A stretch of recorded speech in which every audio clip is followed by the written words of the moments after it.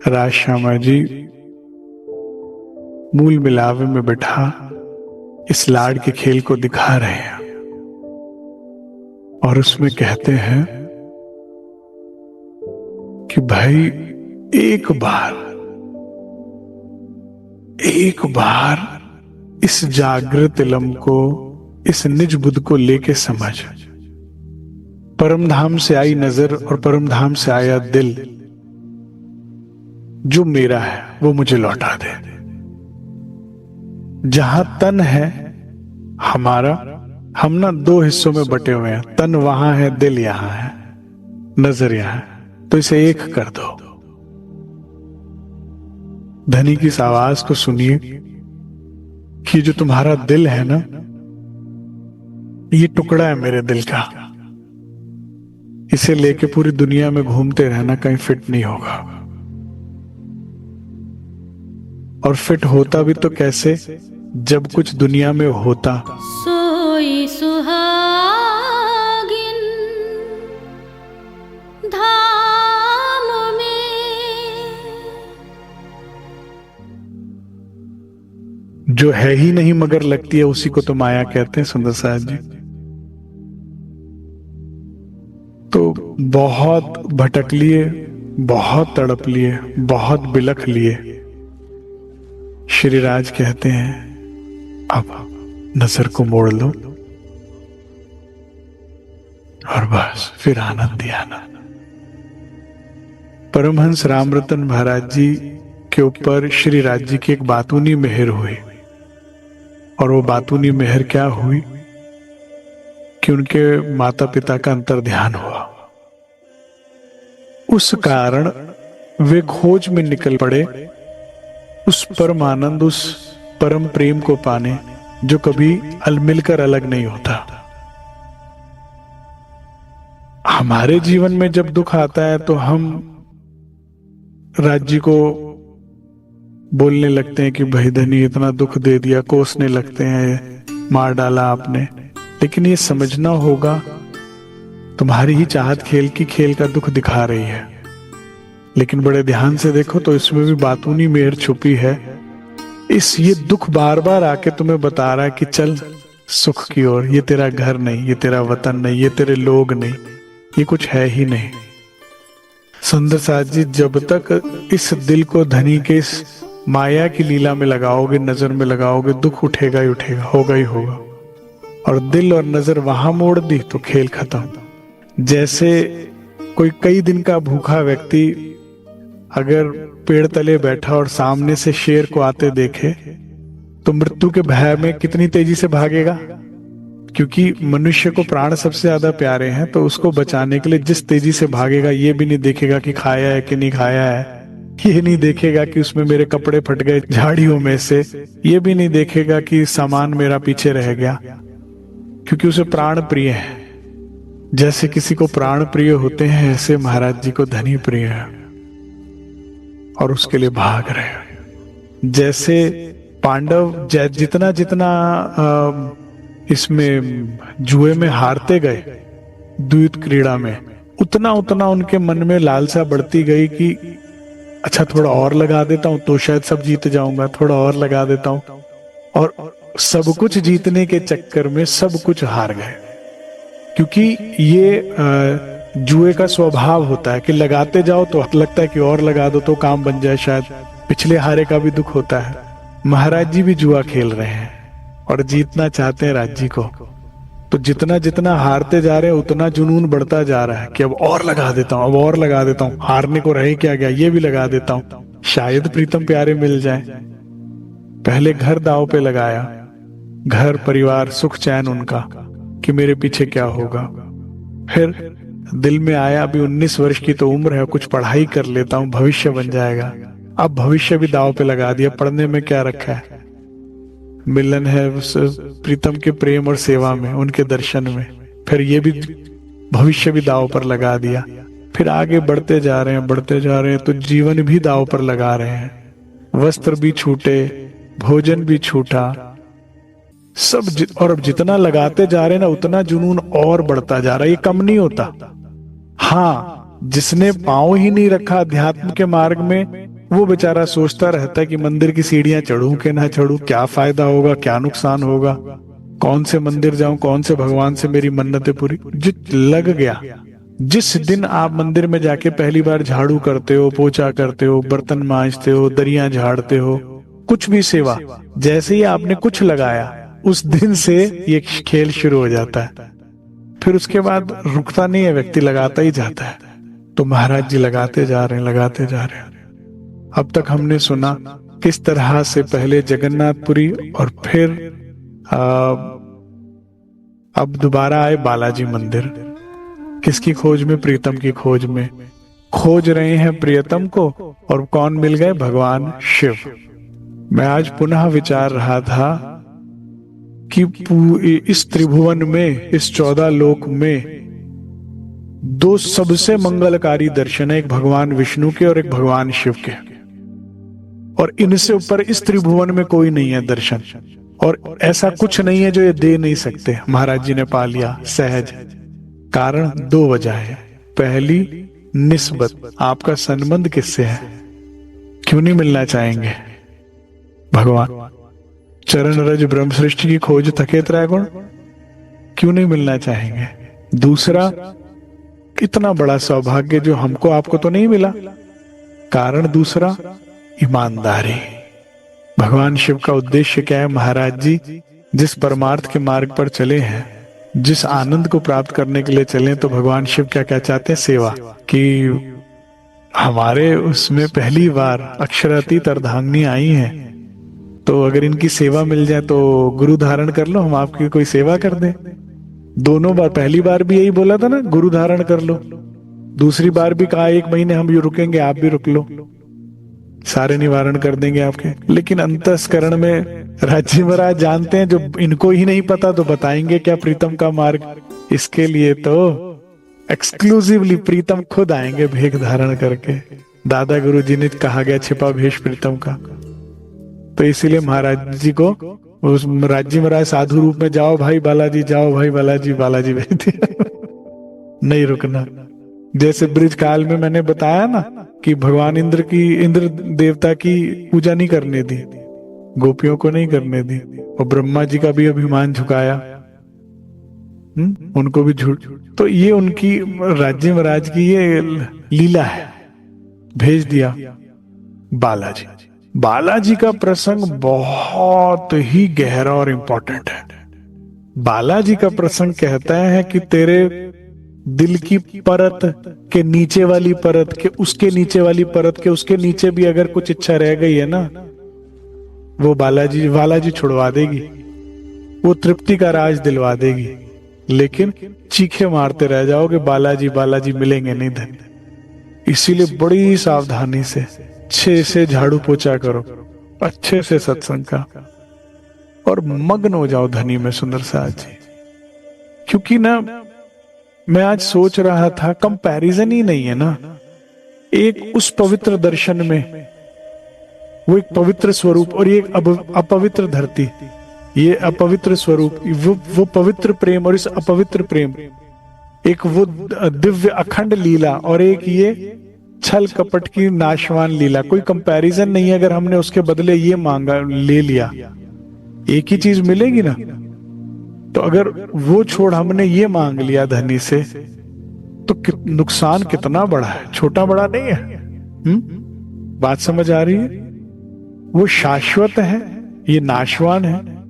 साथ तो चाहिए था, प्यार तो चाहिए था, लेकिन कहाँ प्रेम थी। राम महात्मा जी की बात करूं तो कहाँ उस परमात्मा की माधुर्य लीला में मग्न थे, और कहाँ तृप्ति के राज्य की सिरदर्दी है। एक उन परमात्मा के दिल पर राज करना और एक संसार पे राज करना, जमीन आसमान का फर्क है, आकाश पाताल का फर्क है। उसके दिल पर हम राज करते हैं तो क्या मौज है, क्या खजाने हैं। यहाँ के तो क्या है। कितना सुंदर जीवन होता हाथीराम महात्मा का अगर उन्होंने बालाजी को ही मांग लिया होता। क्या चाहिए कि आप मुझसे कभी जुदा ना हो, कितना आनंद होता। तो बड़े ध्यान से ये आंखें और ये कान बड़े ध्यान से ये देखेंगी, इच्छा मन में चली जाएगी, खेल पहले ही लंबा हो चुका, और लंबा रूट हो जाएगा घर जाने का। कान को बड़े ध्यान से, हर एक को कान मत दीजिए, हर जगह नजर ना दीजिए, और बार बार मन में झाड़ू मारते रहिए ज्ञान की कि नहीं, झूठ नहीं, नहीं, दुख है, दुख है, दुख है, नहीं चाहिए, नहीं इच्छा करनी, पुराने उससे समझ नहीं आई अभी तक तुझे, पास्ट एक्सपीरियंस से नहीं चाहिए, नहीं इच्छा करनी, कोई इच्छा नहीं करनी।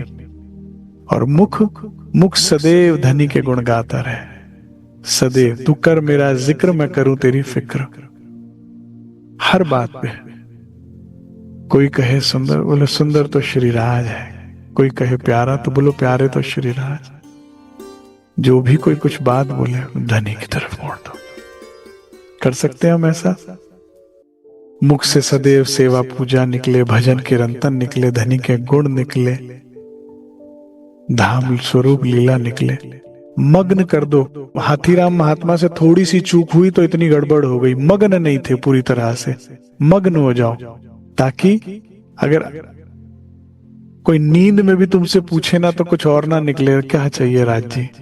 इसलिए वाणी इंद्रावती जी वाणी में कहती हैं, जो विरहनी है ना वो करवटें भी बदलती है तो राज श्यामा जी, राज श्यामा जी हुक हुक भरती है। हाँ, नहीं तो हाथीराम जी की तरह बड़ा नुकसान हो जाएगा। अब महाराज जी बालाजी से चलकर आए, पक्षी तीर्थ से होते हुए अब यहां पर पहुंच गए जहां पर किष्किंधा राज्य समीप है, जहां भगवान शिव का मंदिर है, और यहां से उनको मतंग ऋषि का आश्रम दिख रहा है। मैं आज ही इसको विचार रहा था, ये ऋषिमुख पर्वत आज भी है और आज भी चढ़ाई उतनी ही दुर्लभ है, जबकि थोड़ी बहुत स्टेयरकेसेस बना दिए गए हैं।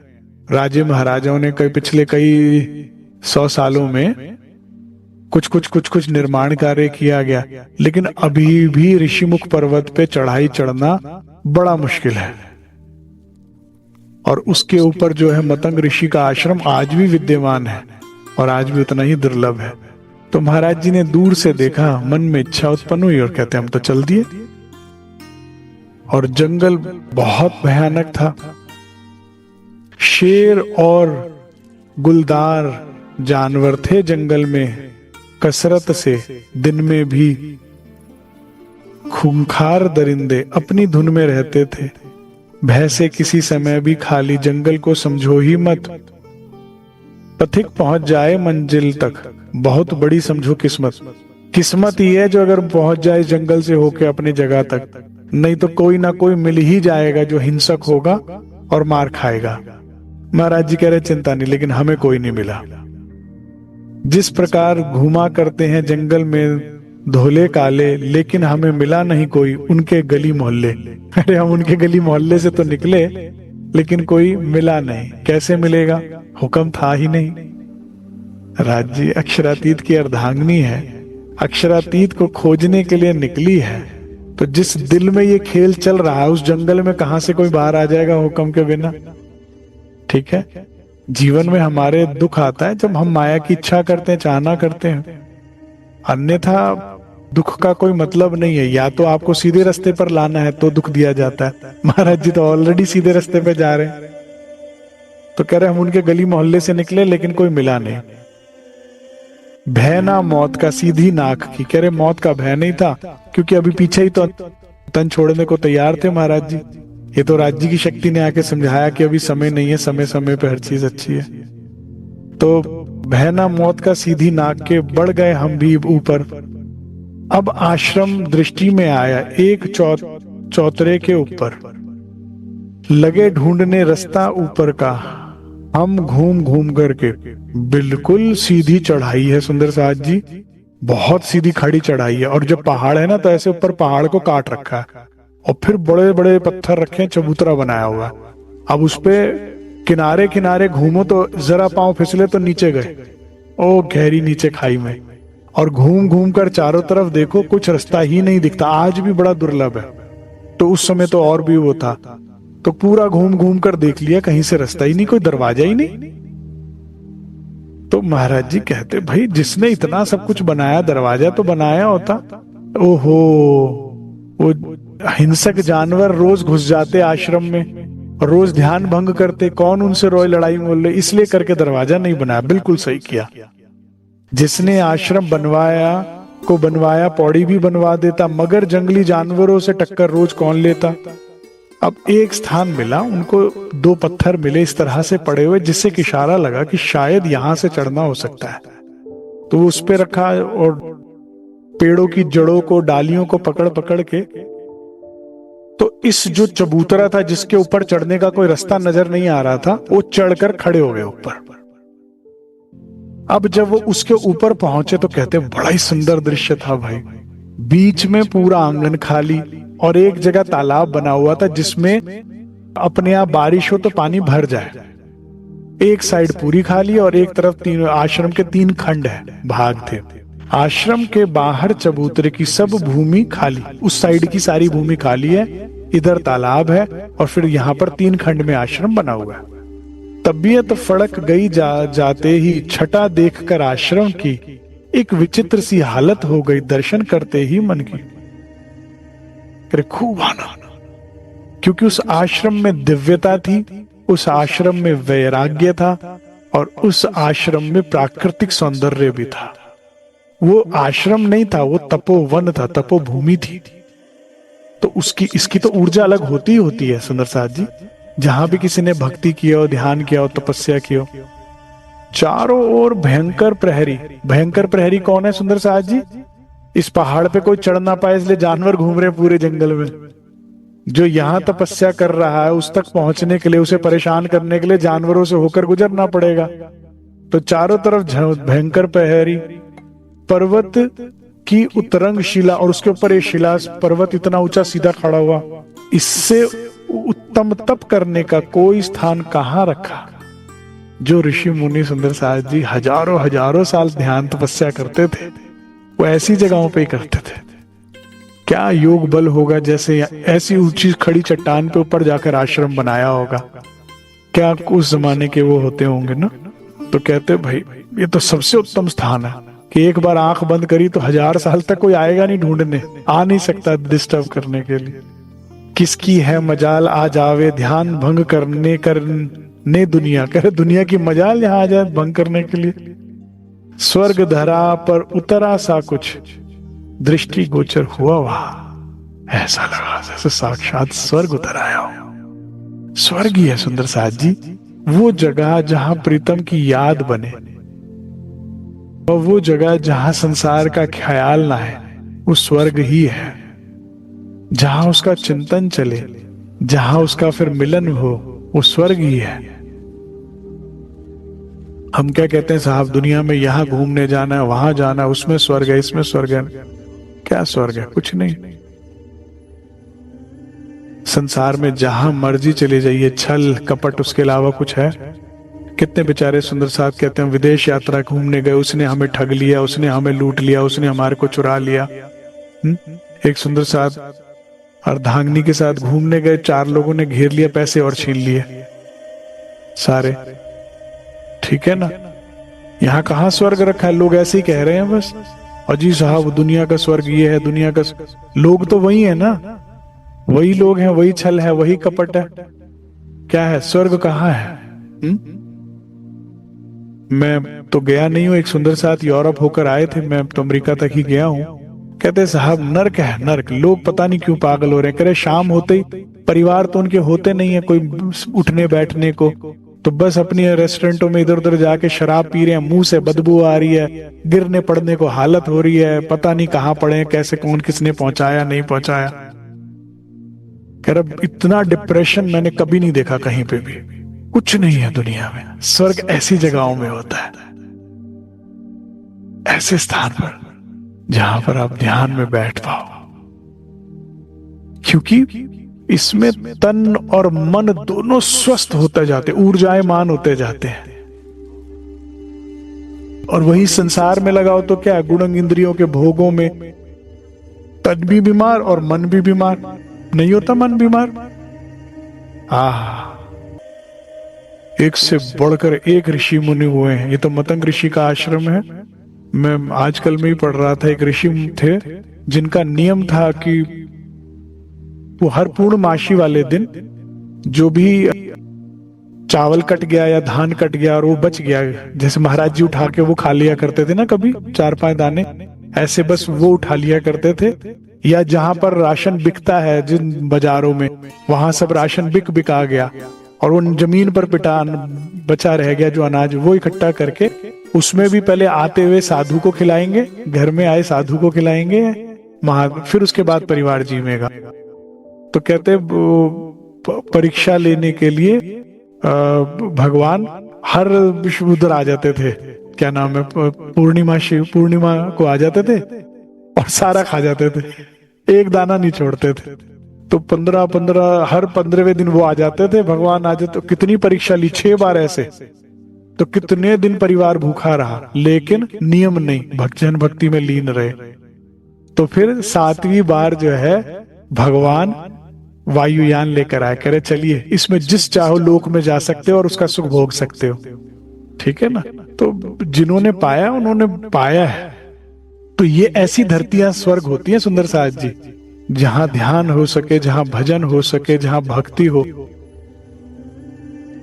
मैं राज्य को मानता हूं, लेकिन मुझे कोई भी मंदिर अच्छा लगता है।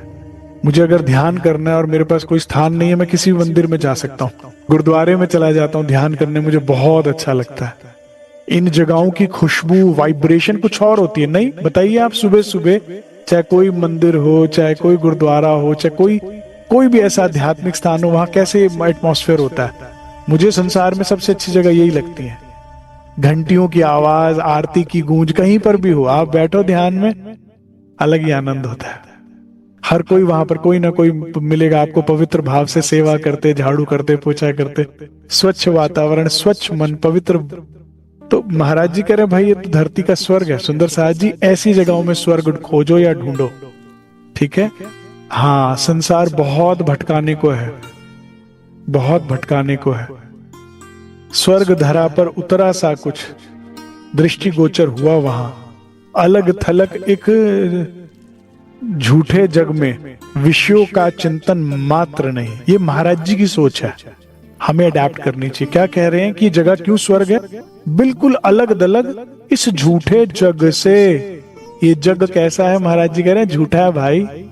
अरे झूठा है, हमने तो सोच सोच कर हालत खराब कर रखी है अपनी, चिंतन कर करके, चिंता कर करके परेशान हो गए। अरे बताओ, पहले मिल जाते महाराज जी, झूठा था ये जग। अलग थलग इस झूठे जग से विषयों का चिन्ह मात्र नहीं, विषय विकार जो हमें नरक में ढकेलते हैं, दुख देते हैं, उनका नाम है ही नहीं। ऐसे स्थान पर ऐसे योगियों के संग रहने से क्या होता है? वैराग्य उत्पन्न होता है। तो आप अपनी गुण इंद्रियों को जीतते हो, जितेंद्र हो जाते हो, और वो अच्छा लगता है। गुलाम बनना नहीं अच्छा लगता, राजा बनना अच्छा लगता है।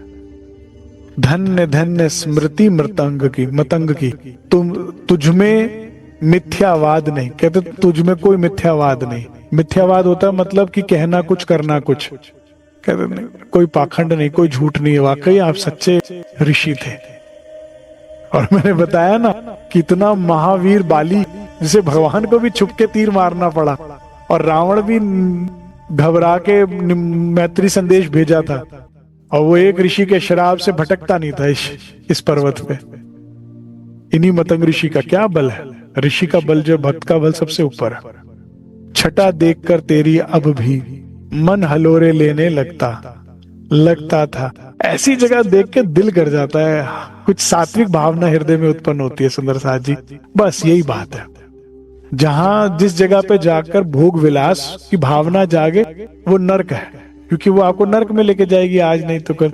जहां वैराग्य भक्ति जागे, वही स्थान स्वर्ग कहलाए। तो इसीलिए कह रहे हैं स्थान बहुत अच्छा है। सुंदर स्वच्छ पड़ा था बाहर, तिनका नहीं एक ऊपर। अब इतना बड़ा आश्रम, वो जो खुला आंगन था, एक तिनका नहीं। कहते इसका मतलब किसी ने झाड़ू लगाई है, कोई है यहाँ पे। बड़ी हैरानी की बात, मतंग ऋषि के बाद अब कौन यहाँ आ गया है? वो क्या कह रहे थे, जो वहां रहते थे खुद शिव मंदिर में, ये शिव मंदिर भी कितना कहते थे ना कि जंगली जानवर कभी घुस जाता था, किले जैसी दीवारें और दरवाजे थे, याद है ना? वो कह रहे वो वहां कोई गया नहीं, गया तो लौटा नहीं। और ऐसी जगह पे कौन बैठ के आज भी ध्यान कर रहा है? पूरा प्रांगण झाड़ू लगा रखी थी, जैसे अभी झाड़ी कोई निपटा, कोई किसी ने झाड़ू लगाकर निपटाओ हो कोई साधु इस पर, कहते कोई यहाँ जरूर साधु है, यहाँ किसी ने साफ सफाई की हुई है, नहीं तो धूल मिट्टी पत्ता वगैरह कुछ तो उड़कर आता ही है। चबूतरा बिल्कुल साफ सुथरा है। लता और झाड़ी जंगल की बनी खड़ी थी किले समान, चारों तरफ जंगल की झाड़ियां और किला ऊपर कर रखा था कि और भी कोई ना आ पाए अंदर। फूल फलों ने लता वृक्ष के फूकी सुंदरता में जान। और ये जो ये तो हौज कौसर जैसा लग रहा है चौरस पाल पर आके खड़े हुए हैं, चौरस पाल के ऊपर फिर और वृक्षों की शोभा ऐसी है, कहते फूलों ने और फलों ने के वृक्षों ने इसको और भी सुंदर बना दिया। फूकी सुंदरता में जान। आप देखिए ना, पानी अपने आप बारिश से इकट्ठा हो जाता, फल फूल अपने आप लग जाते हैं, पूजा के लिए फल फूल चाहिए, खाने के लिए फल चाहिए, क्या उत्तम स्थान है ध्यान करने के लिए वाकई में। दृश्य देखकर मनमोहक उनसे मिलने का चाह हुआ, किस प्रकार के होंगे वे जिनके घर में ये भाव हुआ। करे जिसका घर ऐसा हो, जो यहाँ रहता हो, कितने उत्तम होंगे। तो मिलने की बहुत तीव्र इच्छा हुई। जो भी यहाँ रहता होगा है विरक्तता का प्रतीक, बिल्कुल विरक्त है वो, सच्चा वैरागी होगा। देखो साचोटी ही अच्छी लगती है हमेशा, इसीलिए सच्चे बनो। जितना महाराज जी का एक गुण ले लो और कोई नहीं ले पाओ तो वो सच्चे हैं। धनी के लिए जितने ईमानदार होते जाओगे उतना आगे बढ़ोगे, उतना तुम्हारा तेज दिन रात बढ़ता जाएगा। सुंदर साथ जी है विरक्तता के प्रतीक, जिस जगह उन्हों का वासा था, ऐसी जगह जो रहता हो उसको क्या कितनी विरक्तता होगी। हृदय मचल उठा दर्शन को, क्योंकि बेचारा प्यासा था। अब तो सदगुरु तो खोज ही रहे थे, कहते क्या पता यही हूं मेरी वो मंजिल। कितनी मुश्किल है। भगवान दर्शन देकर चले गए, देवों के देव महादेव, लेकिन धनी को ढूंढना मनुष्य में, वहां भी नहीं है काम। हृदय मचल उठा दर्शन को, क्योंकि बेचारा प्यासा था।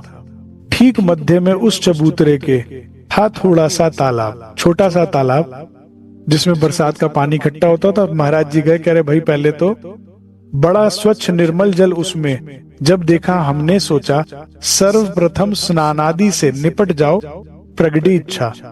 दर्श परश पश्चात हुआ करते, पहले होता स्नान। ठीक है, तो इससे क्या और सिखापन मिलता है? प्रयास किया करे जब भी आप सुबह ध्यान में बैठे, वाणी मंथन या सेवा पूजा, तो स्नान जरूर करके बैठे। इनफैक्ट अगर मैं शाम को या कभी रात को भी ध्यान में बैठता हूं, तो अगर स्नान करके बैठता हूं तो 2 गुना ऊर्जा के साथ लाभ होता है। फ्रेश बॉडी के साथ बैठने का लाभ 2 गुना होता है। तो कोशिश करें जितना हो सके ध्यान स्नान करके बैठे। अब ये ना हो कि स्नान के बिना ध्यान नहीं करेंगे तो ध्यान भी चला जाए, नहीं ये नहीं कह रहा, लेकिन अगर नियम बना है ध्यान का तो स्नान करके बैठे, वाणी मंथन के लिए, ध्यान के लिए, मंदिर जाएं जब भी तो उत्तम होता है। जो पवित्र होकर दर्शन करते जावे हैं बुद्धिमान। अब महाराज जी कहते हम बैठ पाल पर मैंने, देखो इधर भी पाल वर्ड आ गया। पाल हर जगह मिलेगी, पानी के पास हमेशा होती है ऊंचा स्थान पाल। कहते बैठे पाल पर मैंने भर भर कर लोटे स्नान किया। लोटे लुटिया है अभी तक, वो फूटी हुई लुट्टी अभी तक चल रही है लुटिया। वाह राज्य महाराज कितना दूरदर्शी थे आपको। सबसे पहले लुटिया ही दी थी, भोजन कराया और लुटिया दे दी। जब मैंने पहली बार पढ़ी मैंने कहा यही देने को मिला था लुटिया लेकिन अब तक चल रही है लुटिया, देख लो। ले भर भर लुटिया स्नान किया। मैंने जब ये स्नान सुना तो मुझे एक बार तो अपने चोपड़ा मंदिर की भी याद आई मोमिन भी जब श्री जी के साथ वहां पहुंचे होंगे तो ऐसे स्नान किया होगा ना, कैसे। आहा, स्नान हो गया जी। अब सुनो, लगा लंगोटी ओढ़ चदरिया, अभी दी थी राज्य में राय ने, लाला के अंदर बैठ के करे लंगोटी पहनी, ये चदरिया ओढ़ी, दर्शन को तैयार हुए बाबू बन गए। चलो अब हर प्रकार से मन अपना दृढ़, अंदर है ऋषि जरूर, कहते जरूर है ही है ऋषि। जिस तरह की आश्रम की स्थिति है, यहाँ जरूर ऋषि हैं। आ ही गए शरण जब उनकी दर्शन लाभ नहीं अब दूर, कहते अब आ ही गए, अब तो दर्शन हो ही जाएगा। जब परमात्मा मुझे मेरे शामा शाम यहाँ तक ले ही आए हैं, जो कि यहाँ तक आना ही मुश्किल था, तो जरूर दर्शन हो। अब महाराज जी ने धीरे धीरे कर कदम बढ़ाए तो 3 खंड में आश्रम था। प्रथम खंड में जब पहुंचे तो बड़ा साफ सुथरा पाया, वह किसी वस्तु का नाम नहीं। वो प्रथम खंड बिल्कुल खाली था, लेकिन बिल्कुल साफ सुथरा था। झाड़ू एक पाई बस, और चीज का नाम नहीं। वो एक झाड़ू पड़ी थी जिससे झाड़ू लगाए हो करते होंगे। अच्छा, मतलब झाड़ू है तो कोई है, ऋषि है।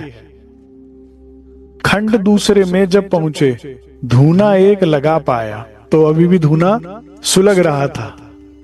मन ने जान लिया निश्चय कोई यहाँ महात्मा है, दर्शन भी अवश्य होंगे। चिराग ताक में रखा है। ताक मतलब खिड़कियां होती थी पहले दीवारों में ना, उसमें दिए रखे होते थे। कहते और वो दिया, तेल, बत्ती सब रखा हुआ है। और वो जो दिया की जो बत्ती होती है वो काली हुई थी कि रात को ही जली है। कह रहे हो यहाँ तो कोई जरूर है।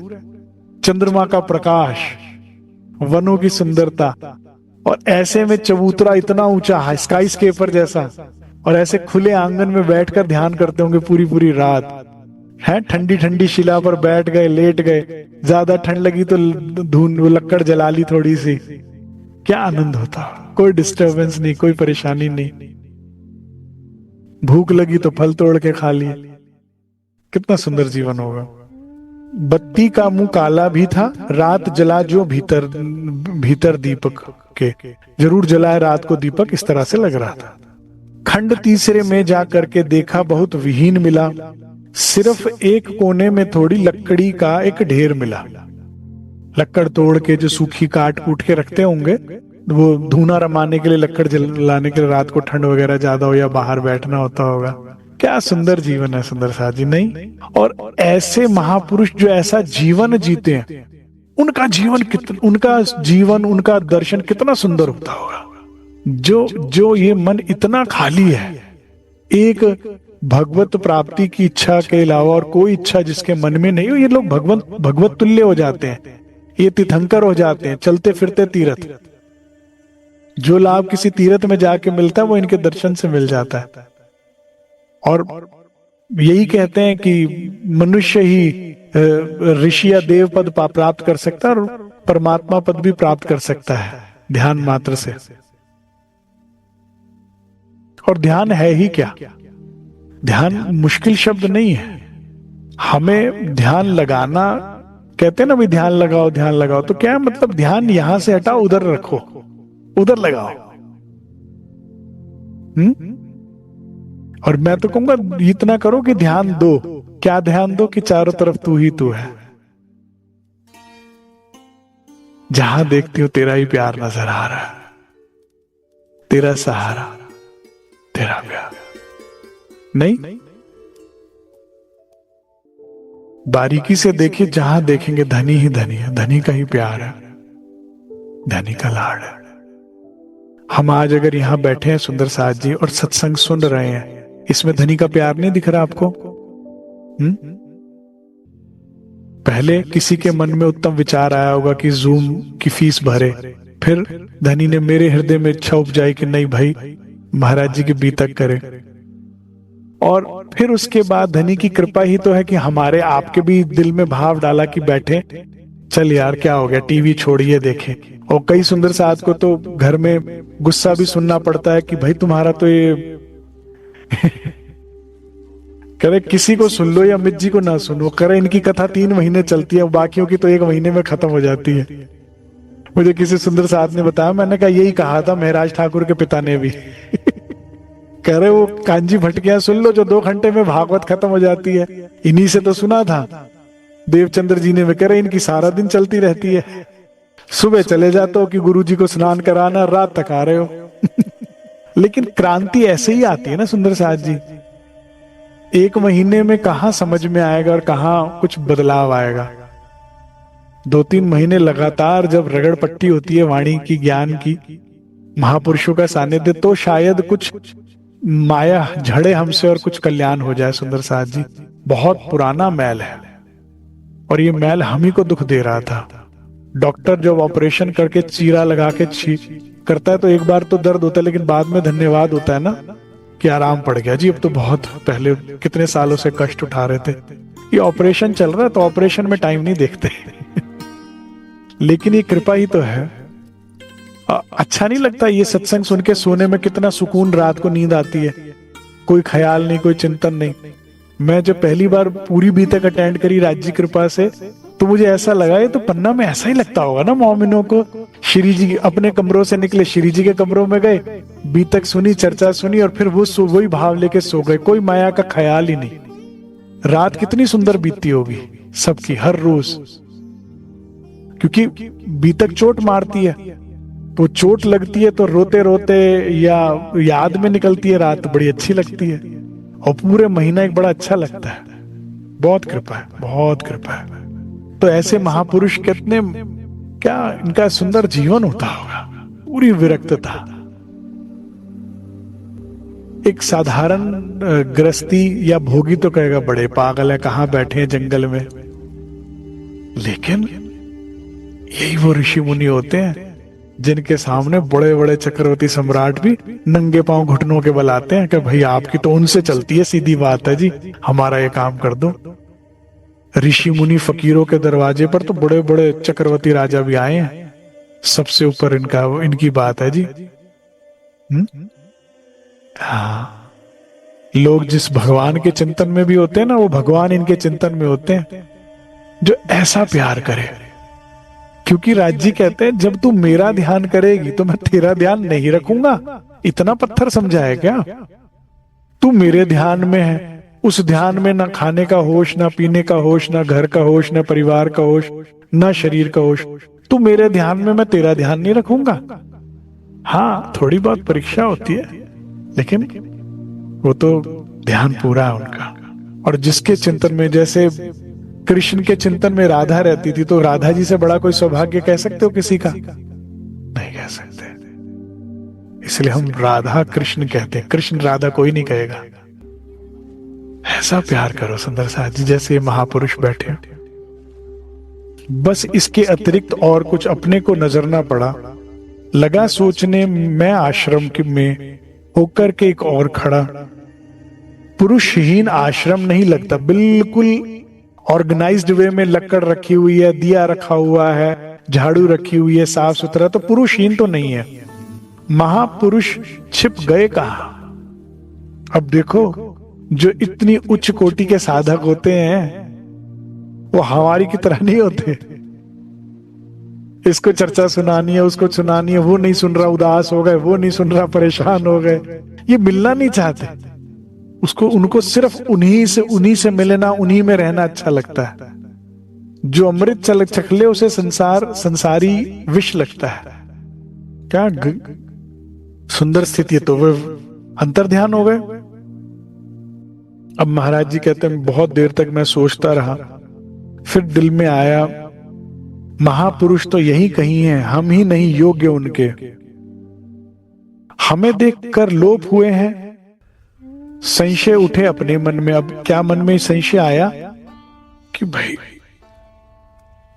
जगन्नाथपुरी गए, जगन्नाथ नहीं मिले।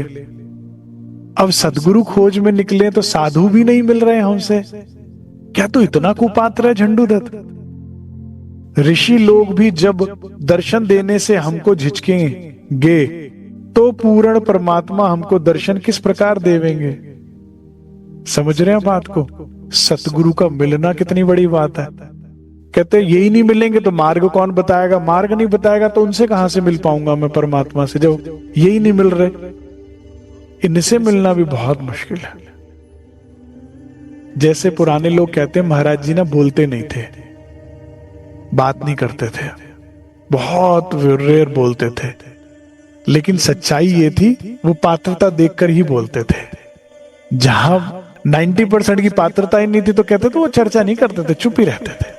और जो 10% से पूछो तो पूरी पूरी रात की बैठकें हो रही हैं। मतलब सदगुरु मिलने के बाद भी भेद मिल जाए, कृपा मिल जाए, ये रहने की बात है। ये भी सहज नहीं है। संसार को संसार चाहिए होता तो महाराज जी मौन रहा करते थे। मुझे कहते हाँ सदगुरु महाराज करेंगे, सदगुरु महाराज करेंगे। 90% तो शोर ही है। हम आज भी किसी कार्यक्रम में जाते हो, मुझे पूछो मत, क्योंकि 90% सुंदर साथ को खेल सच लगता है और खेल की बात करता है। 10% ही कोई दर्दी मिलता है कहीं पर जो कहता धनी कैसे मिलेंगे, क्या करें हम जो मिल जाए, तो उनसे बात करके अच्छा लगता है। या कोई ऐसा होता है जो मग्न होता है धनी में इतना ज्यादा कि उसको देख के और प्रेरणा आती है, नहीं तो यहां वहां की बात। तो महापुरुष भी इसीलिए हर एक को मिलते नहीं, सदगुरु नहीं मिलते, नहीं मिले। अब महाराज जी कहते हैं भाई कभी प्रतीक्षा और स्वागत हित दौड़ दौड़ नीचे आता। कहते मुझे लगता वे आ गए तो फटाफट से दौड़ता था तो स्वागत करने के लिए, फिर प्रतीक्षा में बैठ जाता था। लगा कि शायद कनफून और फल लेने के लिए नीचे गए होंगे जो ऋषि महाराज हैं। अब बहुत देर तक बैठे रहे। अब क्या सोचते हैं महाराज जी, जरा ध्यान से सुनेंगे। जड़वत निश्चल बैठ गया मैं, डूब गया अपने स्थूल, अगम प्रश्न जागृत हो उठे। अब मेरे अंदर क्या प्रश्न उठे? जग का जगरनाथ कौन है? मतलब परमात्मा, एक परमात्मा सारे संसार को, देवी देवता इत्यादि सबको, इस सृष्टि को बनाने वाला एक कौन है? और फिर उसका भी आधार कहां, उसका भी आधार मतलब उसका धाम कहां पर है? ऐसे मन में अब इच्छा बनने लगी। ऐसे प्रश्न देखो, एकांतिक वास में अच्छी जगह बैठो अच्छे भाव से, तो प्रश्न भी अब सही उपज रहे हैं। मिल भी जाएगा या यूं ही जीवन सारा जाएगा यहां? कहते ऐसे ही व्यर्थ हो जाएगा। अभी 20 साल की मात्र आयु है, लेकिन कितनी फोकस्ड है। कहते वो मिलेगा भी। हमें आपको तो मिल गया होगा ना सुंदर साथ जी? नहीं, वाणी मिल गई, तारतम मिल गया, मिल नहीं गया, इसी को नहीं मिलना कहते। जैसे महाराज जी चाह रहे हैं वैसे। और तब तक ये दर्द रहना चाहिए जैसे महाराज जी को रखे, ऐसे तो नहीं जीवन बेकार हो जाएगा। ऐसा ही विचारधारा के बवंडर्स ने घेर लिया। अब महाराज जी ने क्या देखा कि भाई धीरे धीरे सूर्यास्त हो रहा है और सारी जगह अंधेरा धीरे धीरे जंगल में छा रहा है। तो अब उन्होंने सोचा कि अगर महात्मा जिनका ये स्थान है, अगर हमें वो उपयुक्त समझ के दर्शन देते तो टिकना ठीक था कि महाराज अनुमति लेके आश्रम में हम आपके ठहर जाएं आज। कहता है वो जब वो ही नहीं मिलना चाह रहे, जब हम उनके योग्य नहीं, तो उनका अपना विश्राम कहाँ? फिर यहाँ रुकना ठीक नहीं है। तो महाराज जी ने कहा भाई चलो, अंधेरा हो पूरा उससे पहले ये भयानक जंगल फिर से पार करना है। अंधेरे में तो बहुत मुश्किल हो जाएगी इतना, और ये पहाड़ी उतरनी भी अंधेरे में बहुत मुश्किल है, पांव फिसल जाए कहाँ रखा है। तो महाराज जी ने फिर आश्रम को प्रणाम किया, हृदय से प्रणाम किया और फिर चलना शुरू कर दिया। विवश मुड़े नीचे चलने को, दोबारा प्रणाम किया उसी पवित्र प्राचीन भूमि को। ये भूमि कैसी है? प्राचीन, क्योंकि रामायण काल की है और पवित्र साधक की है, किसी साधक करने, ध्यान साधना करने वाले की है, तो इसलिए पवित्र हो निराश प्रस्थान किया। अब क्या सोचा कि वही जिस आश्रम, पंपेश्वर आश्रम में रुके हुए थे ना भगवान शिव के, वहीं जाकर ही ठहरेंगे, रात वहां गुजारेंगे। मैं उस चबूतरे से नीचे जैसे तैसे उतर गया। जो ही नजर पड़ी आगे की, एक जानवर सा दिखा। अब जैसे ही उतरे, सामने एक बड़ा सा जानवर दिखा, लेकिन ना हिल रहा है ना डुल रहा है। 4 पांव दिख रहे हैं। अब पेड़ इतने घने पड़े, आपस में गुथे पड़े हैं, हल्की आधी अधूरी रोशनी है, बिल्कुल नाम मात्र करे, सर नहीं दिख रहा। तो महाराज जी कहते भाई बहुत बड़ा स्थूल रंग से, शरीर बहुत बड़ा था, चित गबरा सा, देखते ही झिझका सा एकदम। गतिविधि हृदय हुई दुगनी, दिल की धड़कन दोगुनी हो गई और एकदम जैसे सकुचा जाता है भय के कारण आदमी रुक गया और ऐसे, और दिल दो गुना धड़कने लगा। झंडू दत्त अब किसी तरह भी जान नहीं बचती अपनी।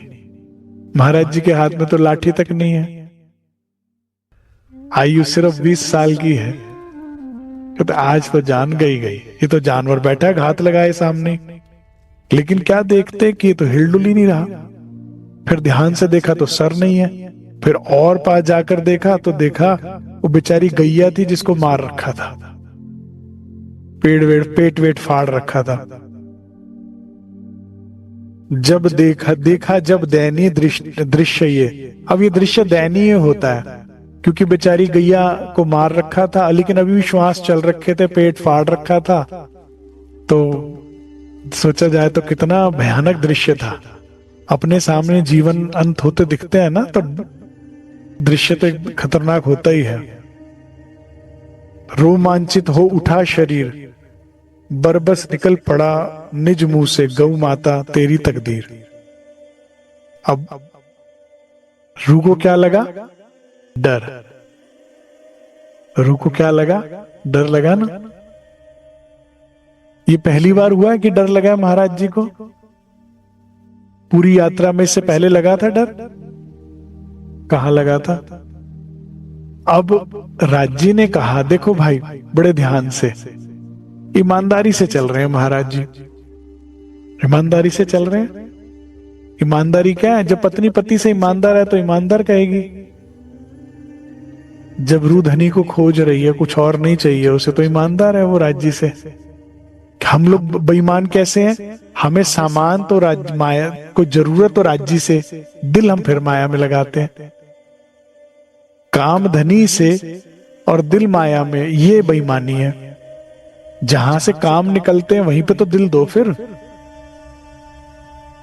तो अब महाराज जी ईमानदार है तो राज जी ने देखा, अच्छा मेरी रूह घबरा गई बेचारी, जबकि गैया ही थी मरी हुई, फिर भी मेरी रूह को डर लगा, दिल की धड़कनें दोगुना हुई। करे ठीक है, सेवादार लगाते हैं इनके साथ। अभी एकदम हुक्म छूट चुका है। अब देखिए कैसे वो हुक्म आगे लागू होगा सुंदर साथ जी, कि भाई दोबारा नहीं रूह को डर लगना चाहिए।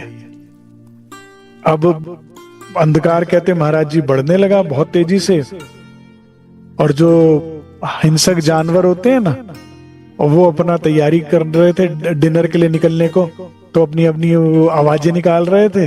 कर हमने अपनी गति जो है दोगुना कर दी। अंधकार भागा जाता था इस जग पर छा जाने को, अकुला रहे भट्टों में अपने। अकुला रहे मतलब वो जैसे अब जानवर अपने अपनी आवाजें निकालते हैं ना, अब भट्टे मतलब अपनी अपनी कंदराओं गुफाओं में। निश्चर, निश्चर मतलब निशाचर, रात को निकलने वाले, शिकार पे निकलने, खाने दाने को, सब डिनर के लिए निकलने को तैयार थे। महाराज जी कह रहे इससे पहले मैं निकलता हूँ जंगल से, ये आने को तैयार हो रहे हैं, अंगड़ाइयां ले रहे हैं। हमने अपनी चाल बढ़ा दी, भागे चले आए नीचे। कह रहे भाई अभी तो गाय थी, अब कुछ और मिल ही ना जाए। तेजी से भागते हुए आ गए गति बढ़ा। थोड़ा अंधकार हो पाया था, मंदिर में जा पहुंचे। अब जैसी मंदिर में आए तो वही साधु जिनसे रास्ता पूछ रहे थे, उन्होंने फिर चुटकियां लेनी शुरू कर दी। हाँ महाराज हुआ है, आप तो कह रहे थे ऋषिमुख पर्वत। महाराज जी कह रहे हाँ हुआ है। कह रहे अरे साफ झूठ बोल रहे हो, ऐसे कैसे? तो यकीन ही नहीं कर पाए। करे नन्ना सा बालक है, हमारी यहाँ दाढ़ी सफेद हो गई, यहाँ इसी आश्रम में रहते हुए हमारी तो हिम्मत कभी हुई नहीं। और वही बात कि जो गए वापस लौटे नहीं, पता नहीं कौन मार खा गया, उनकी शायद लाश तक नहीं मिली, और ये नन्ना सा बालक होके आ गए। तो वहां के जो महंत थे वो तो धमकाने लगे, करे तुम बिल्कुल झूठ बोल रहे हो। महाराज जी कह रहे भाई आप कौन सा इनाम देने बैठे हो कि अगर मैं वहां हुआ या तो झूठ आपको बोल के क्या मिलेगा मुझे? मानना है मानो, नहीं ना मानना ना मानो। ये कोई बात थोड़ी थी कि मैं अगर आज वहां हुआ तो आपको इनाम दे दोगे इसलिए मैं झूठ बोल रहा हूं। तो कह रहे वहां के चिन्ह बताओ फिर। अब पता इस महंत को भी नहीं है, लेकिन फिर भी कॉन्फिडेंस कि शायद घबरा देंगे। महाराज जी ने सारा बता दिया, ऐसे ऐसे था, और एक गैया भी मरी हुई थी वहां पर, और वो गैया इन्हीं महंत की थी। कह रहे अरे हाँ भाई हमारी गैया तो आई नहीं रात से, शाम से सुबह तक देखा तो कहा तुम ठीक बोल रहे थे। अरे तो फिर हम तो ठीक ही बोल रहे थे।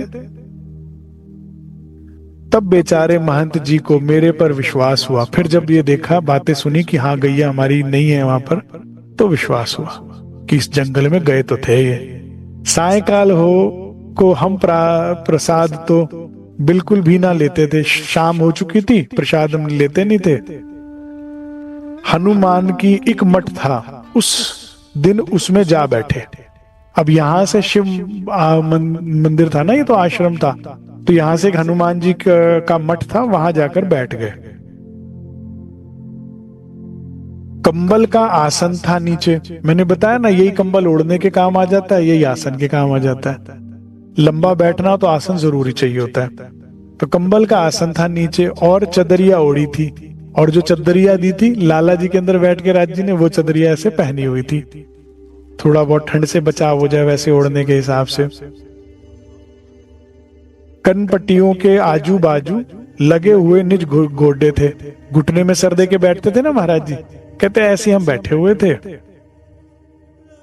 आंखें मीच रहा करती बस, नींद हमें आती कब थी। कहते नींद नहीं आती थी क्योंकि शरीर इतना सात्विक हो गया था, मुश्किल से कोई आई तो आई ध्यान मुद्रा में। एक यही आसन था अपना, थे अभ्यस्त इसी के ही। अर्धरात्रि उपरांत आज फिर अपने साथ हुआ ऐसा, हाथ हमारा पकड़ किसी ने बड़े जोर से धर ऐठा। ठीक है, फिर से वही दिव्य पुरुष आए, फिर से उन्होंने हाथ पकड़ा, फिर से आंखें खुलवाई, और फिर वही सूर्य की तरह प्रकाश चारों तरफ। एक विशाल आकृति सामने छायावत हो गई खड़ी। अब एक बहुत बड़ी आकृति सामने आकर खड़ी हो गई। कौन आए हैं? महावीर विक्रम बजरंगी हनुमान जी आए, जिनके स्थान पर जाओ प्रणाम करने आ जाते हैं। शिव जी के स्थान पे जाओ तो शिव जी आ जाते हैं। ये है 7 चोटी की ताकत। सुंदर साथ जी, सच्चे तो बन जाओ।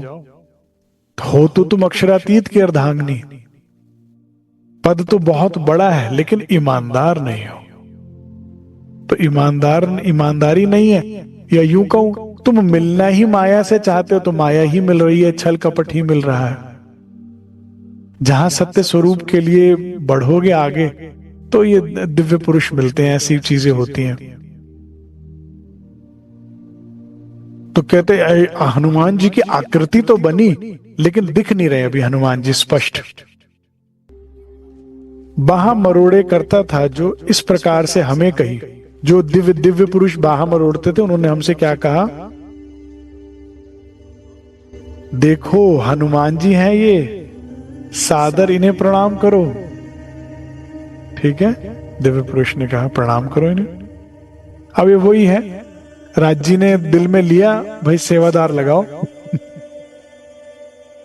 महाराज जी को जो डर लगा वो लगना नहीं चाहिए दोबारा, क्योंकि अगर सदगुरु खोज में जंगल जंगल ऐसे घूमना है तो निर्भयता तो होनी चाहिए। प्रणाम। बल पराक्रम के दाता हैं, उठकर इनके करके सम्मान करो। ठीक है, किसके दातार हैं? बल के पराक्रम के। ना डर लगेगा और शक्ति आ जाएगी। करो इन्हें, ये सहायता देंगे तुमको, बस इन्हें हृदयस्थ करो। हाँ, अब ये हुक्म की शक्ति आई है। उन्होंने कहा हनुमान जी आपको सहायक रहेंगे रास्ते में, आप चिंता मत करो। अब ये देखो रूह की अदाएं, दावे देखो। महाराज जी क्या कह रहे हैं? दुनिया तरसती है, दुनिया तरसती है। कितने एक से बढ़कर एक संत हैं जो हनुमान जी के भक्त हैं, और पूरी भारत उनको नमन प्रणाम करता है, और यहां साक्षात हनुमान जी हैं। रूह की बात भी कुछ और होती है सुंदर साथ जी। तो महाराज जी क्या कहते हैं? हमने कहा आलिक्षित बंधु, ना दिखने वाले बंधु, दिव्य पुरुष क्योंकि दिखते नहीं है ना, आकृति कैसी क्या रूप है उनका। कह रहे हमने कहा आलिक्षित बंधु कृपया हमको माफ करो। उत्तर इस प्रकार का देकर बैठ गए मुंह नीचे कर। कह रहे हमने ऐसा कहा और फिर सर नीचे कर लिया मुंह, हमें माफ करो भाई। दिव्य पुरुष बोला अपने से, बाहों को झटके देकर, हनुमान जी खड़े हुए हैं, तुम प्रणाम तक नहीं करते। कह रहे क्या कर रहे हो? हनुमान जी खड़े, और सोचो हनुमान जी की स्थिति, वो अभी भी खड़े हुए कर, हाँ कर तो लो, प्रणाम तो कर लो, इनके प्रणाम से हमारा मंगल हो जाएगा। शिष्टाचार नहीं है, ये बुरी बात है, यूं नहीं करते। कोई छोटे बच्चे को राज्य समझा रहे हो, नो गलत बात, बैड मैनर्स, ऐसे नहीं करते, प्रणाम करो चलो। अब महाराज जी क्या कह रहे हैं, देखिए जरा, बिगड़े बच्चे होते ना जैसे, उन्हें देखकर मैं बोला, भाई हनुमान है, होने दो, क्या मतलब इनसे अपने को, हमको बैठे रहने दो, क्यों सहायता लेंगे इनसे, अटक रहा क्या ऐसा काम, हमारा कोई काम नहीं अटक रहा, और जो अटक रहा है उस सदगुरु से होगा, उसके लिए हनुमान जी चाहिए नहीं। कह रहे हनुमान जी तो हम क्या करें, 33 कोट देवता हैं यहाँ, किस किस को हम करें प्रणाम, एक ही चाहिए। क्या दावा है, क्या बात है। और हम हर दूसरे के आगे झुकते हैं, हर दूसरे के आगे डरते हैं, क्या है, कॉन्फिडेंस लूज कर रखा है। क्यों? कारण सिर्फ ईमानदारी नहीं है। एक से ईमानदार हो जाओ, कॉन्फिडेंस आ जाएगा।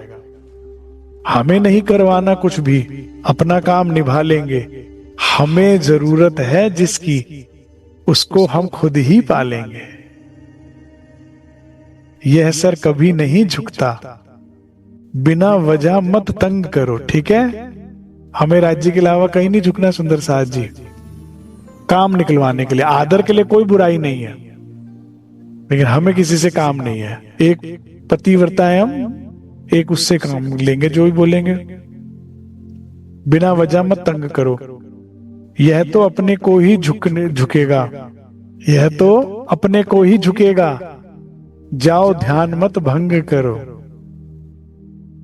दिव्य पुरुष कुछ सकुचाए से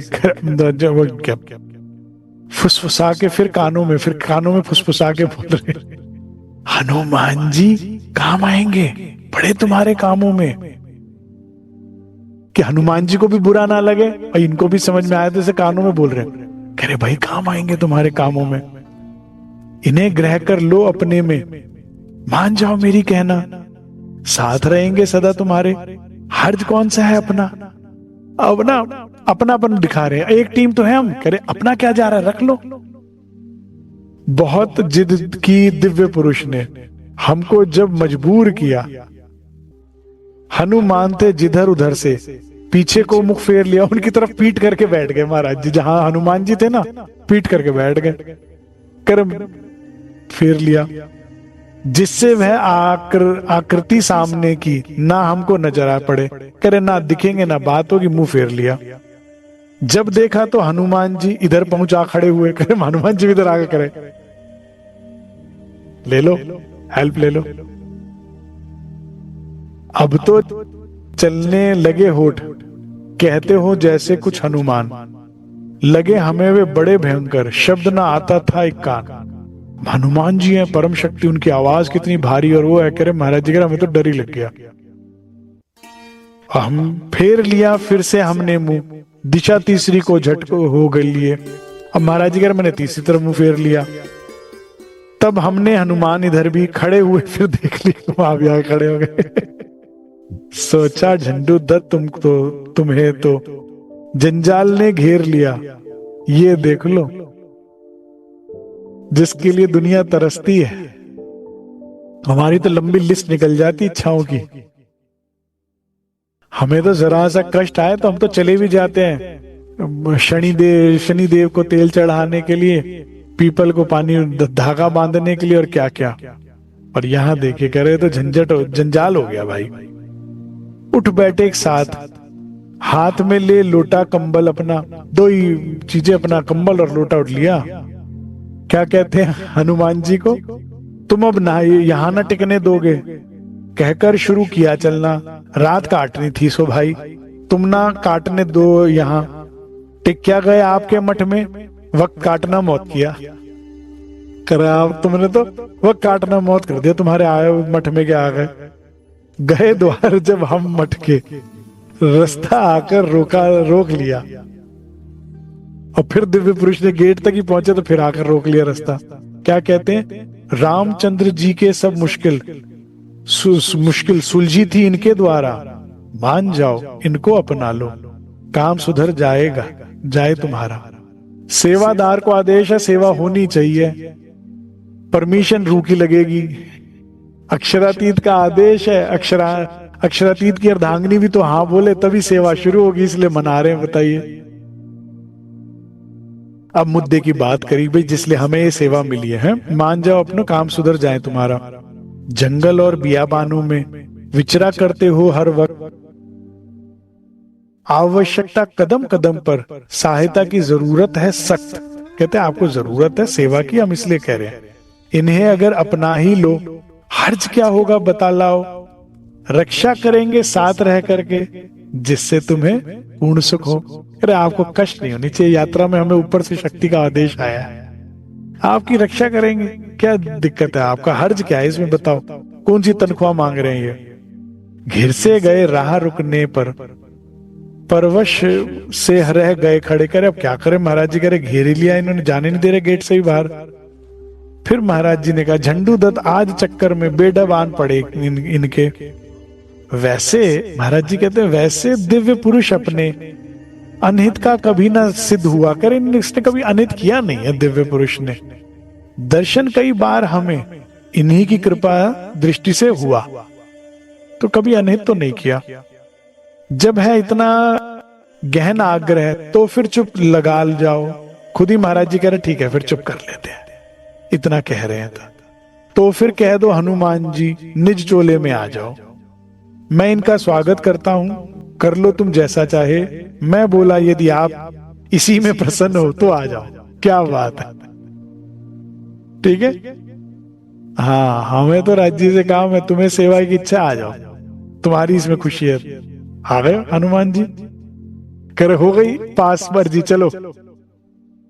शब्द समाप्त हुआ जैसे ही आकृति भी हुई समाप्त।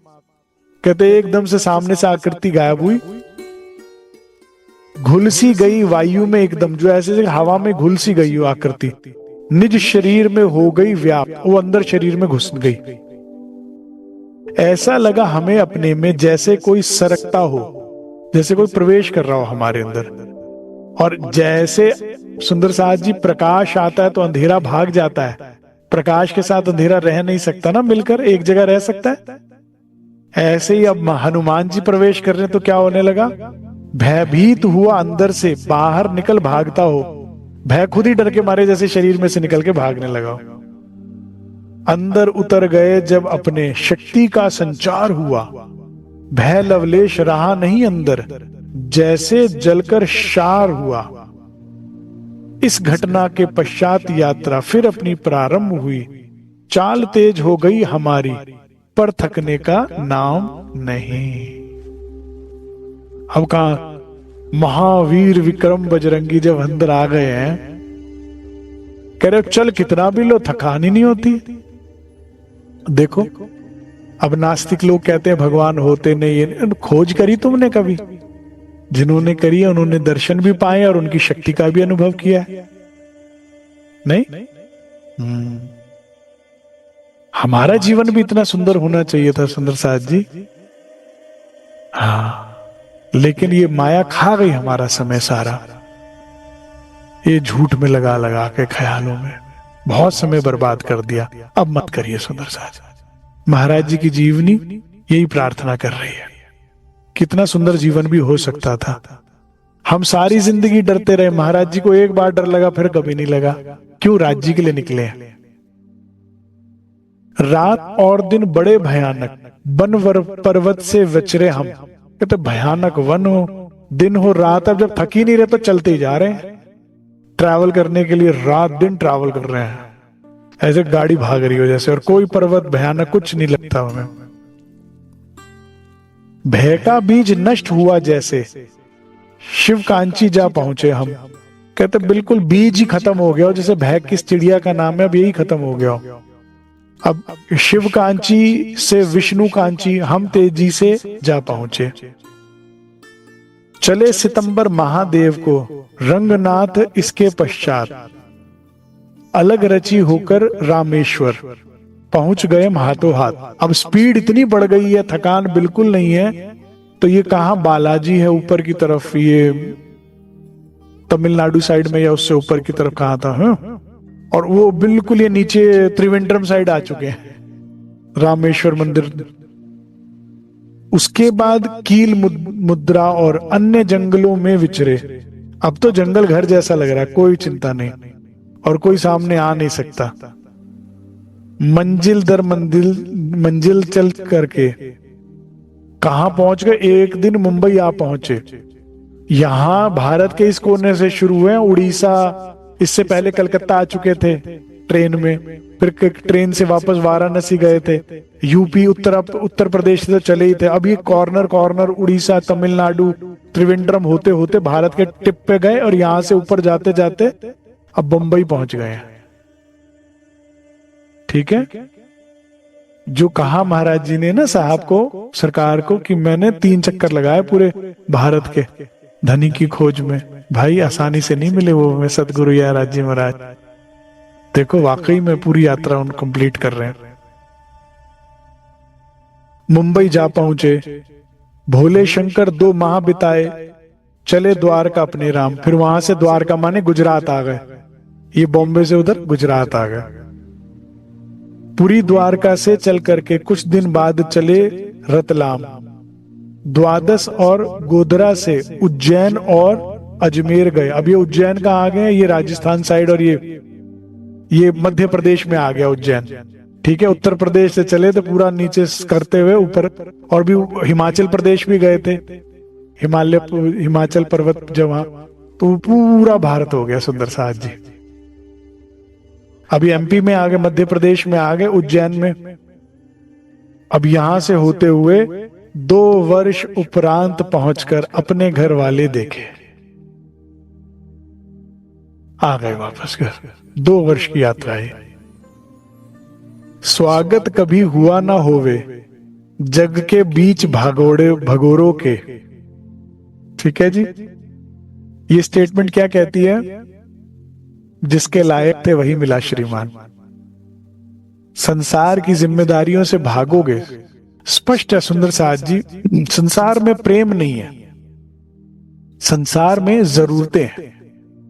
आपसे किसी की जरूरत पूरी हो रही है, वो आदर दे रहा है, नहीं हो रही तो निरादर दे रहा है। इतना ही है संसार। प्रेम होता तो भाग के गले लगाते ना कि आ गए आप, कहां थे, कैसे मैंने आपके बिना जीवन बिताया, कितनी उदास थी मैं आपको लेकर। नहीं, अरे जिम्मेदारी छोड़ दी, चले गए। जिम्मेदारी है यहाँ पर सिर्फ स्वार्थ है। इसका मतलब मैं क्यों बोल रहा हूं कि कोई आपसे नाराज होता है, दुखी होता है, रूठता है तो परेशान नहीं होइएगा, क्योंकि हम सबका स्वार्थ पूर्ण कर नहीं पाएंगे। हमारी एक लिमिटेशन है, तो जिसका भी काम नहीं होगा वो तो डंडा मारेगा ही। लेकिन ये इसमें आपकी गलती नहीं है, परेशान नहीं होना उसको लेके। ठीक है, हाँ, महाराज जी कितने रेडी हैं उसके लिए। मैंने आज ही हाँ एक सेवादार को बताया, मैंने कहा महाराज जी का स्वभाव क्या, समय नहीं खराब कर रहे। वो महात्मा ने गंदा बोला तो क्या करे, जिस तरह के थे उस तरह की बात करी। 1 मिनट वेस्ट किया, हम अपने 3 दिन वेस्ट कर देते। बताओ ऐसा बोल दिया, ऐसे कैसे होता है, क्या ये नींद नहीं आ रही रात को साहब, ऐसा बोल दिया। महाराज जी 1 मिनट नहीं वेस्ट कर रहे, यही सीखना है कि भाई जिस तरह का है। अब इसी तरह से भाई इनका काम कर निकलता था, हमने किया नहीं तो नाराज तो होने, ऐसा तो व्यवहार मिलेगा ही, तो उसके लिए परेशान नहीं हो रहे। कह रहे स्वागत कभी नहीं हुआ ना होवेगा जग में बीच भगोड़ों के। इतना भी नहीं किया किसी ने स्वागत जितना ढोरोगे। कह रहे इतनी भी नहीं, जैसे कोई जो गाय भैंस छोड़ दी जाती है ना चरने को और लौटकर शाम को आती है, तो आदमी उसको भी देख के खुश होता है, कह रहा गाय आ गई, सारे जानवर आ। कह रहे इतना भी देख के कोई खुश नहीं हुआ। कह रहे लेकिन कोई बात नहीं, एक सिचुएशन की ग्रेविटी बता दी कि किस तरह का व्यवहार हो रहा है, और उसके बाद भी बता दिया कि 1 मिनट उसमें वेस्ट नहीं करना अपने को, ऐसा ही होगा। क्योंकि सुंदर साथ जी अगर पत्नी का, बच्चों का ही स्वार्थ पूरा करते रहते तो आपका और हमारा कल्याण कैसे होता, और उनकी आत्मा का कल्याण कैसे होता। रतन भाई कितने जन्म वेस्ट करती है और हम कितने जन्म वेस्ट करें। ठीक है थोड़ी कठिनाई आई होगी, लेकिन पत्नी और बच्चों का फिर भी निर्वाह तो हुआ ही होगा ना, हो ही गया ना। ऐसा तो नहीं है कि बिल्कुल ही धनी जिम्मेदारी तो रखते ही है, ऐसी कोई बात नहीं है। जब आप धनी भजन में लगे हुए हो, ध्यान में लगे हो, तो सब ध्यान रखते हैं, ऐसी बात नहीं है, कभी नहीं हुआ। सारी सृष्टि को चिड़िया के मुंह में दाना डालने वाला परमात्मा क्या रूखे बच्चों का, उनका परिवार का भी ध्यान नहीं रखेगा? लेकिन ये हमें सोचना है कि हम कब निकलेंगे, कब तक इनकी जरूरतें, जिम्मेदारियां और इनके डर से, गुस्से से हम धनी मार्ग पे, अजी साहब गोष्ठी में नहीं आ सकते, अजी साहब भंडारे में नहीं आ सकते, अजी साहब सेवा नहीं कर सकते, अजी साहब वाणी नहीं, क्यों वो गुस्सा होते हैं, परेशान होते हैं? तो होंगे ही, महाराज जी कह रहे हैं, लेकिन क्या करें, इसके चलते जन्म गवा दें? ये बात महाराज जी की भी तक समझा रही है। तो कैसा व्यवहार हो रहा, लेकिन परेशान नहीं हो रहे। सभी सगे संबंधी हमसे नाखुश और नाराज रहे। सारे सगे संबंधी कह रहे कोई एक जना नहीं आया खुश होकर। क्यों नहीं आया खुश होकर सुंदर साथ जी? क्योंकि जब ये गए तो जिम्मेदारी उन पर पड़ गई, फिर अब उनको ताने सुनने पड़ते थे। यहाँ तो करने में ही तो मरना है, यहाँ प्यार कहाँ है? करना पड़े तो करे नाराज रहे। कोई ऐसा नहीं कि भाई शुक्र है तुम जिंदा हो आ गए। 9 वर्ष तक टिके जूड़ में, ग्राम जोड़ोदे से बाहर, जोड़ोदा पांडे से बाहर जूड़, जहां इनके पिताजी भी जाते थे ना शिवालय में, वहां पर ज्यादातर महाराज जी, जंगल में आदत रह गई बैठने की तो जंगल में जाकर बैठने लगे। घर में कम रहा करते थे, ज्यादातर वहीं रहा करते थे। सुंदर साथ जी 19 वर्ष की आयु में महाराज जी निकले थे 1970 में। थोड़ी सी कैलकुलेशन में नीचे गलती है, मैं इसलिए स्पष्ट कर रहा हूं, ठीक है? 19 वर्ष की आयु में गए थे, याद है सबको? 1970 में, ठीक है? जन्म हुआ 1951 में, तो 19 वर्ष के थे तब, और 2 साल घूम कर आए हैं, तो +2 हो गया 21, ठीक है? और 9 वर्ष यहां रहे, तो मतलब 30 वर्ष की आयु में महाराज जी दोबारा यात्रा में निकलेंगे। हाँ, थोड़ी सी कैलकुलेशन में आगे कुछ गलती है लिखने में, प्रिंटिंग में, उसमें कंफ्यूज मत होइएगा। उसके हिसाब से 27 की एज निकल रही है, लेकिन जो ये कैलकुलेशन है कहती है कि 30 इयर्स में दोबारा निकले महाराज जी। घर से था संबंध बहुत कम, कभी कभी हम जाते घर। कहते भाई ना वहां स्वागत होता था, ना हमारा भी दिल लगता था। अब बुआ ने जबरदस्ती कर दी थी शादी। वही देवचंद्र जी वाली बात है कि भाई हमारी थोड़ी इच्छा थी, तो वहां उनकी जैसे घर जाते थे ना, तो पत्नी कहती थी I don't want to see you, तो महाराज जी कहते थे सेम हियर, तो जा रहा हूं मैं जुड़। फीलिंग्स म्यूचुअल है, भाग्यवान। मैं भी उसी को देखना चाहता हूं, आत्मा के प्रीतम को, ठीक है? तो कभी कभी हम जाते घर। सत्य धर्म एक सभा बनाई, एक सभा बना दी सत्य धर्म की। वहां पर लोग आने लगे, गांव के सारे लोग, और चर्चा वाणी होने लगी। और महाराज जी कहते कि भाई जहां कहीं कोई प्रश्न ऐसा पूछ लेता जो वेद शास्त्र पुराणों का, कहीं का भी, किसी भी लोक का, जो हमें नहीं पता, तो हम कहते हनुमान जी, हाँ जी क्या उत्तर है? ऐसी महाराज जी कहते हाँ। और सच्ची आगे प्रसंग आता है महाराज जी का, चलसीने का जो राजा था, उनका साले साहब आते हैं महाराज जी के पास कि भाई मेरी बहन चलसीने की रानी बहुत बीमार है, उनकी आप कृपा करो, चल के उनका कष्ट निवारण कर दो। तो महाराज जी कहते हैं भाई ये हनुमान जी क्या कह रहे हैं, इनके मंदिर में तुमने मछली का जाल रख दिया? तो मुझे ऐसे लगा जैसे साथ ही खड़े थे, मैंने तब तक ये वाला प्रसंग नहीं पढ़ा था। ऐसे ऐसे छोटे बच्चे शिकायत करने के लिए, हाँ मेरे देख लो मंदिर में इन्होंने मछली का जाल रख दिया, वो मच्छियां मरी हुई थी, स्मेल वाला, बताओ राजा है तो ऐसा करेंगे? तो उन्होंने कहा हाँ महाराज गलती तो हुई ऐसे, करा दोबारा ना करना, हो जाओगे नहीं तो बर्बाद, जाओ चलो भागो यहां से। तो ये हनुमान जी रहते हैं इनके साथ। तो कहते जहां कहीं कुछ अटकता भी था, तो हनुमान जी को तो 14 लोकों में कहीं भी आने जाने की अनुमति है, तो उनसे क्या छुपाया भेद? महाज्ञानी है, कहते उनसे पूछ के जवाब दे देते, श्रोतागण भी हैरान हो जाते थे। देखिए सुनिए ना क्या कहते हैं, उलझन अगर कोई आ पड़ती झट से सुलझाते एकदम दिव्य पुरुष और हनुमान जी। कभी कभी किसी विषय पर उनसे बातें करते हम, कभी तीनों बैठकर चौकड़ी लगा के बातें भी होती थी, दिव्य पुरुष हनुमान जी और महाराज जी। कठिन प्रश्न करता यदि कोई, अपनी समझ न जब आता, तो यथार्थ उत्तर फौरन ही उनसे हमको मिल जाता।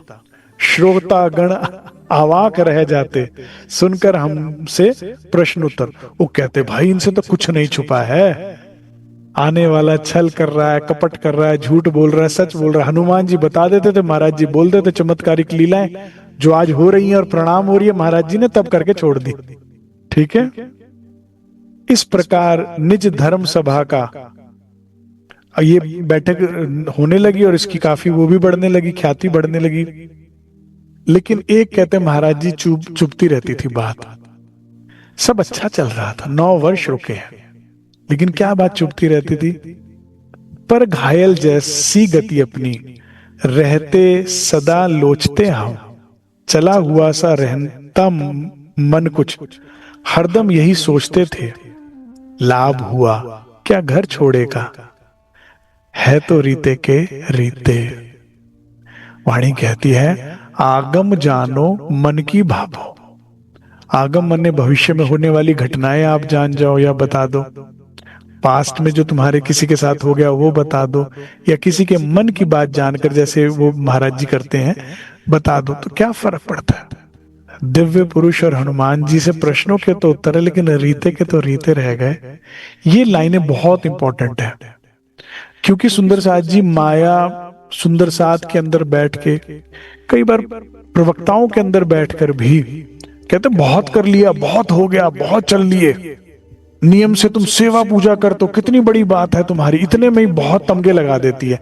लेकिन आइए जरा जानते परमहंसों का क्या नजरिया था, ठीक है, महापुरुषों का क्या नजरिया था कि भाई अगर वो क्या नहीं हो रहा है जिस वजह से कह रहे रीते के रीते रह गए। हमें आपको दर्द नहीं है, महाराज जी अभी 30 वर्ष के हैं, लेकिन क्या कह रहे हैं, आयु क्षीण होती जाती है, श्वास जा रहे बीते, कब सच्चा स्वरूप दिखेगा।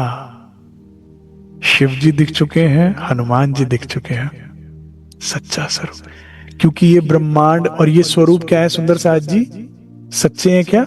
ये सारा ब्रह्मांड स्वप्न स्वरूप है, तो ये सारे स्वरूप स्वप्न के हैं, सच्चे नहीं है। और सपना कितना भी अच्छा हो टूटता ही टूटता है सुंदर साथ जी। इसीलिए यहाँ संसार सभी दुखी है, इसीलिए ज्ञानी जन सच्चे स्वरूप, रूह कहती नहीं नहीं, बस बहुत बार दिल तोड़वा लिया, अब वो स्वरूप चाहिए जो छूटता नहीं है, टूटता नहीं है, अब और कहीं नहीं दिल लगाऊंगी, अब कोई मेरे नजदीक ना आ जाए, मेरे दिल के करीब ना आ जाए, बहुत हो गया, बहुत दिल तोड़वा लिया। कब सच्चा स्वरूप दिखेगा, कब प्रपंच का होगा बाध।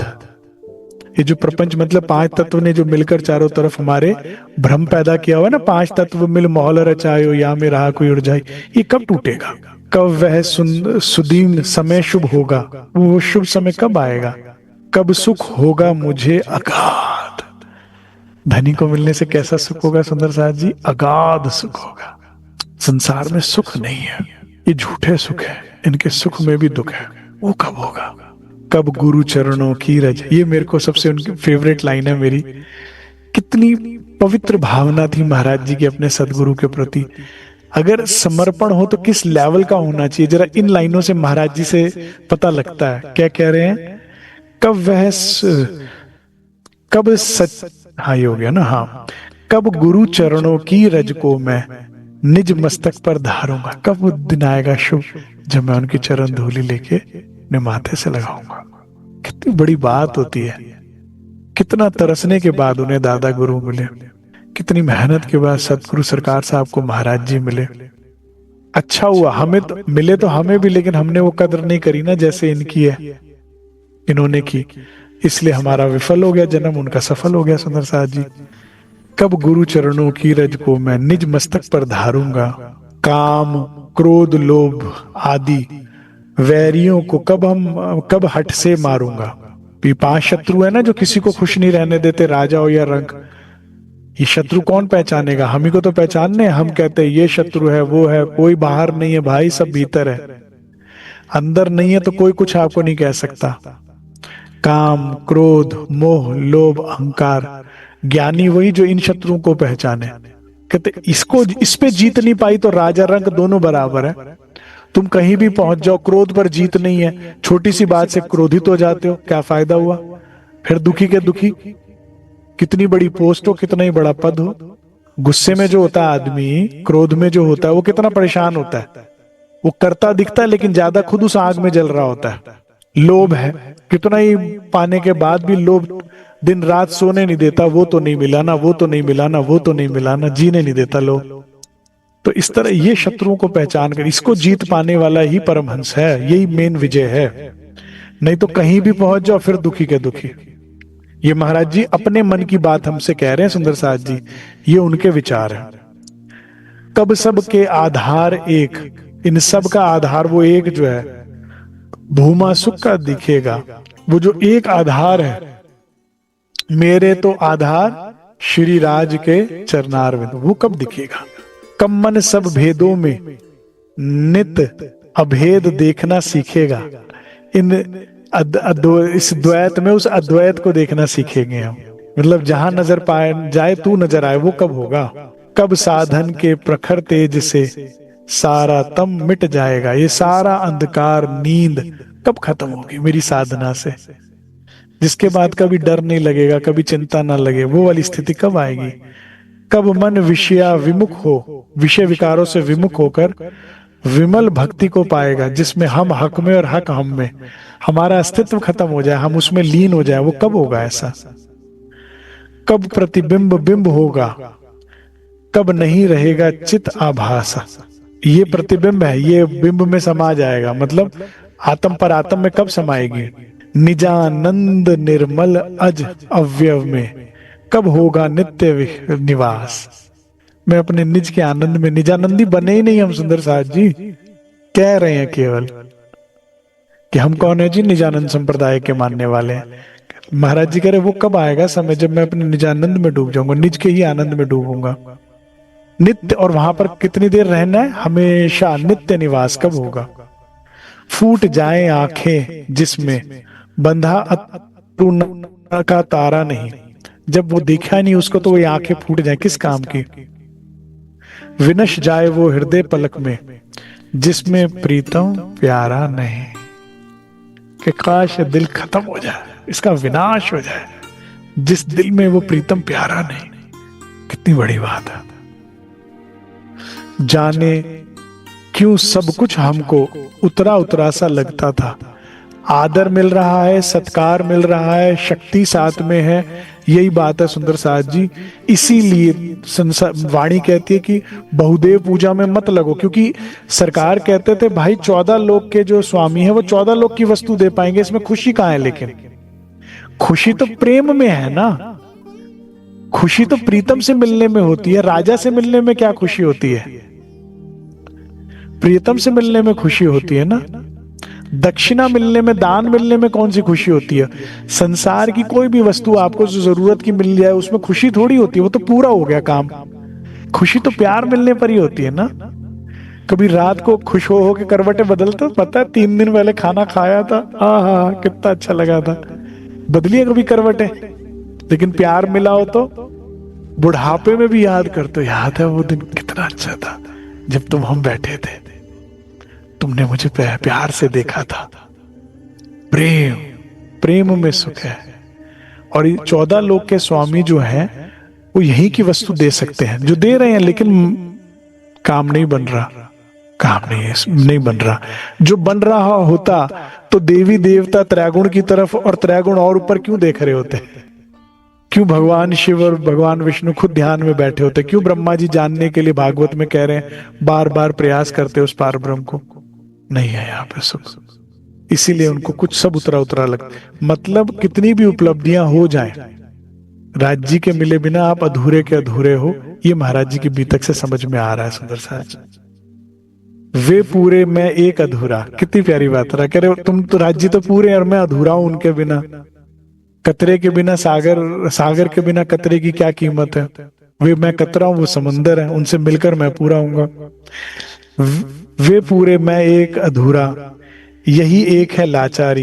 कहाँ जाऊं तुमको पाने को, मेरी तो मत्ती भी हारी। पूरा भारत भ्रमण कर लिया, कहाँ जाऊं, सारे तीर्थ कर लिए, जहां आप मिल जाओ, मेरी तो बुद्धि हार गई धनी। घूमा फिरा मगर क्या हासिल है वो खाली का खाली। जिधर घूमकर देखी दुनिया, दिखी काली की काली।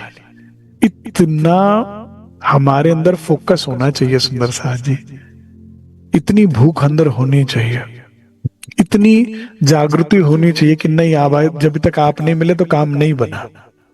रह कोई वस्तु ना अच्छी लगती, कोई जगह ना भाती है, रह रहकर अंदर अब जाने किसकी याद सताती है? जिसके हम हैं उसी की याद आती है।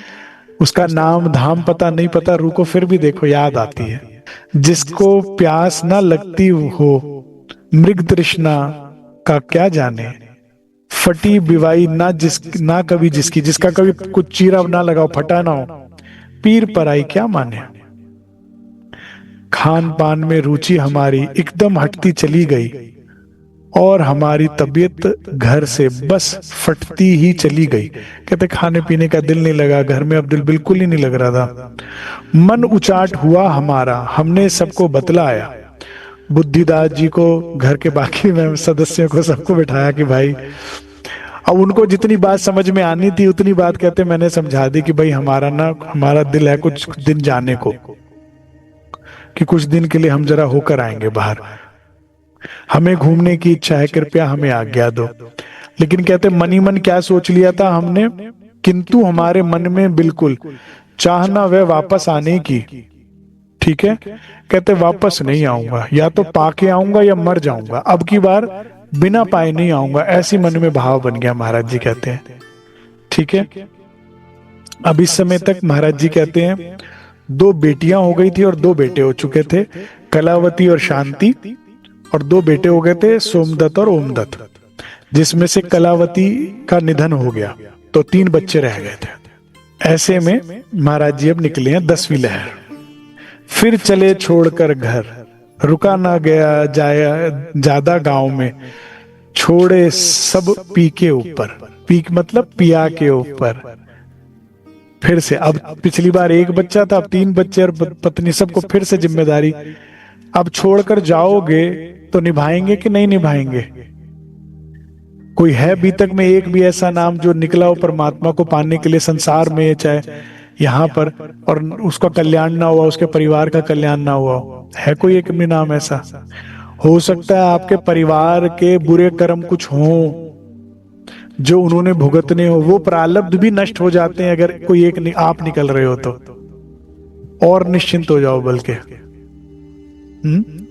नुकसान कभी नहीं होता। ठीक है सुंदर साथ जी, इतना ही स्वीकार कीजिए।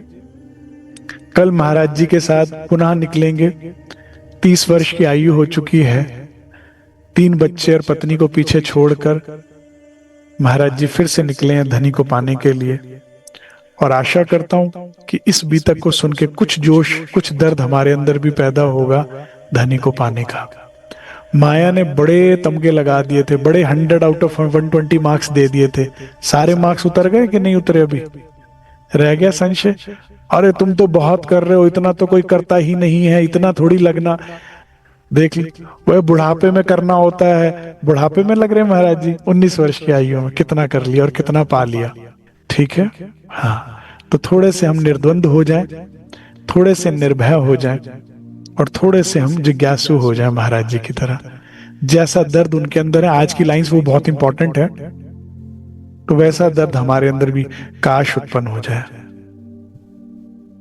इतना ही स्वीकार कीजिए। बोलो श्री प्राणनाथ प्यारे की जय, बोलो श्री सद्गुरु महाराज की।